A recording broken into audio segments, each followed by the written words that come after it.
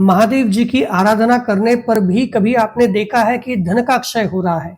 कोई भक्त महादेव जी के शिवलिंग की आराधना कर रहा हो फिर भी उसे धन की प्राप्ति ना हो रही हो या फिर धन का क्षय हो रहा हो, तो ऐसे क्यों होता है? इसके विषय में हमें मुकुटागम में उल्लेख प्राप्त होता है। शिवलिंग के निर्माण के समय शिवलिंग और वेदिका इनका प्रमाण बराबर होना चाहिए। इसका मतलब यह है कि शक्तिपीठ अगर लिंग से बहुत ज्यादा बड़ा हो तो ऐसे व्यक्ति के धन का नाश होता है।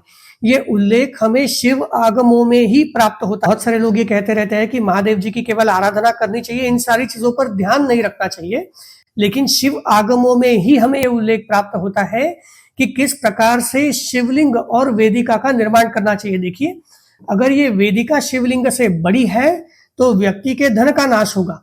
अगर वेदिका से शिवलिंग बड़ा है तो जो भी व्यक्ति उसका पूजन करता है उसके जीवन का क्षय होता है। ऐसा शिवलिंग जिसमें शिव और शक्ति का प्रमाण समान हो, तो ऐसे शिवलिंग पूजन करने वाला व्यक्ति भोग और मोक्ष दोनों प्राप्त कर लेता है। लेकिन आजकल देखा जाता है कि कहीं पर भी इन चीजों का ध्यान नहीं रखा जाता। जो लोग बनाते हैं उनको भी इसके विषय में कोई भी ज्ञान नहीं होता। तो किसी भी प्रकार से अलग अलग शिवलिंग बनाए जाते हैं जिनमें शिव और शक्ति का जो माप होता है वो एक समान नहीं होता, अलग अलग होता है। तो जहां जहां पर शक्ति का माप शिव से ज्यादा होगा तो ऐसा शिवलिंग पूजन करने से व्यक्ति के धन का नाश होता है। और कई कई जगह पर शक्ति से भी बड़े बड़े शिवलिंग बनाए जाते हैं, बड़े बड़े ऊंचे शिवलिंग बनाए जाते हैं।